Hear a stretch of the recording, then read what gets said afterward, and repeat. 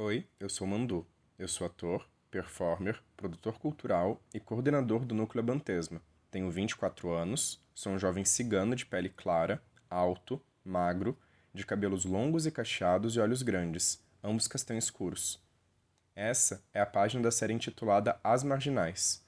Essa obra compõe a imersão digital Cultos Marginais, projeto número 37/2022, beneficiado pelo edital número 1/2022 de criação e temporada do Fundo Municipal de Cultura de São José dos Campos. O conteúdo desta obra é de responsabilidade exclusiva dos autores e não representa a opinião dos membros do Conselho Gestor do Fundo Municipal de Cultura ou da Fundação Cultural Cassiano Ricardo. Cultos Marginais é uma produção do Núcleo Abantesma, com participação do coletivo Lambança.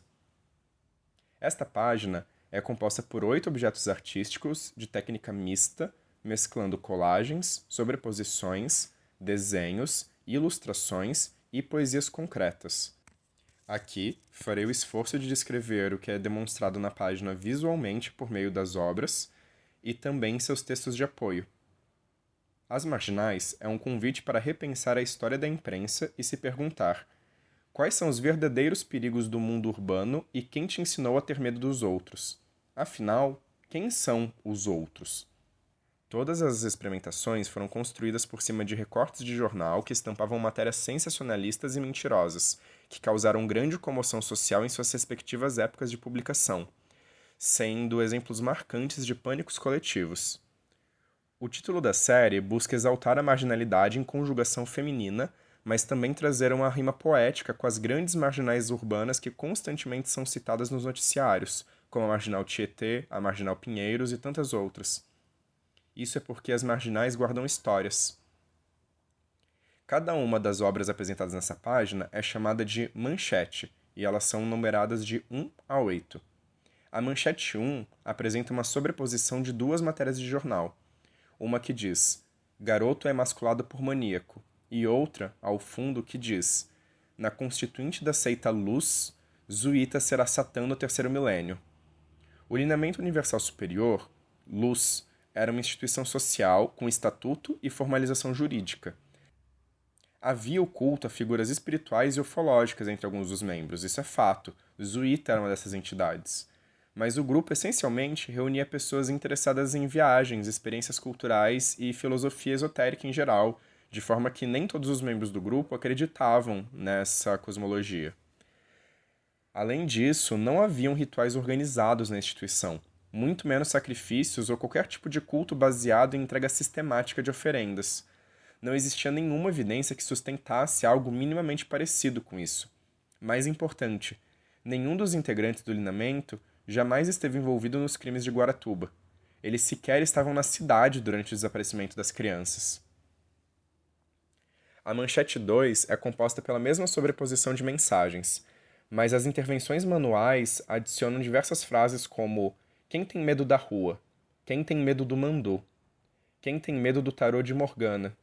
Quem tem medo da navalha de Daena? Quem tem medo da quebrada? Quem tem medo dos rituais? Quem tem medo dos marginais e quem tem medo da cidade? Essas perguntas nos convidam a refletir sobre o medo como uma ferramenta de controle social. A manchete 3 coloca duas capas de revista, uma acima da outra. Na primeira, podemos ler Tragédia. Esse menino foi morto em um crime satânico.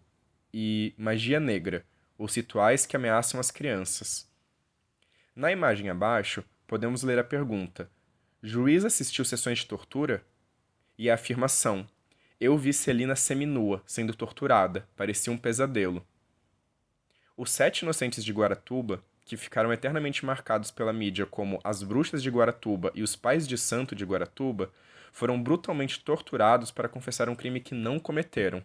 Beatriz Abage, Celina Abage, Oswaldo Marceneiro, Vicente de Paula, Davi dos Santos Soares, Ailton Bardelli e Sérgio Cristofolini, pessoas que mal se conheciam, foram agrupadas do dia para a noite e viveram anos de terror, julgamentos e linchamentos após serem brutalmente violentados por policiais para confessar que sacrificavam crianças em um suposto ritual de candomblé, religião que sequer era seguida por muitos deles.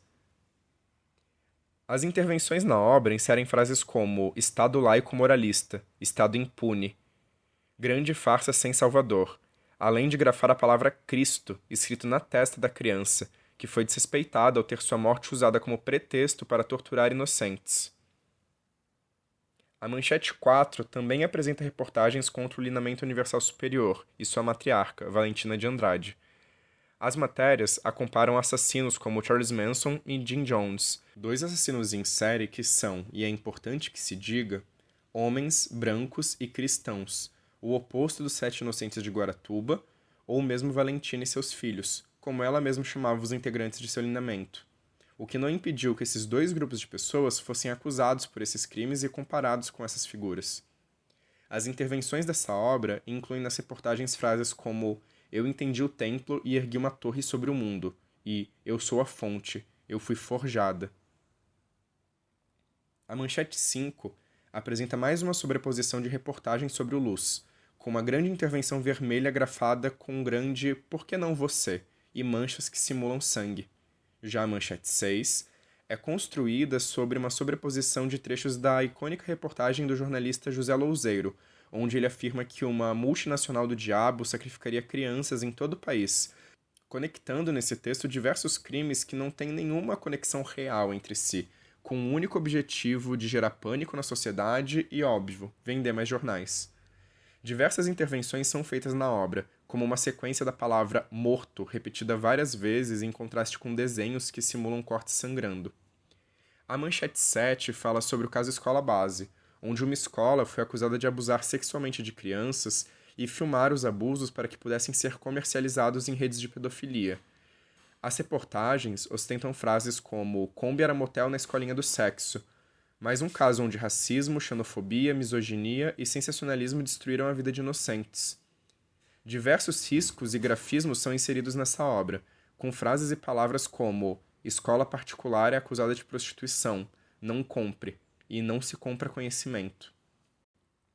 A Manchete 8 é constituída por uma grande reportagem intitulada "Escola é acusada de prostituição", sendo coberta por manchas vermelhas que formam um rosto em pânico.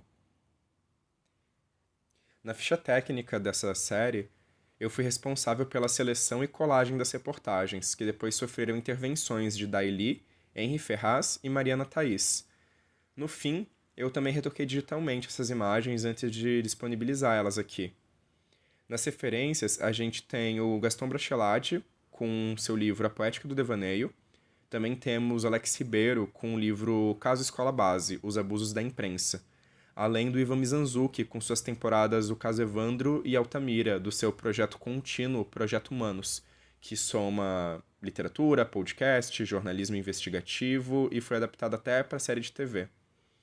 A gente também tem o Valmir Salaro, com Escola Base, um repórter enfrenta o passado. É uma série disponível no Globoplay.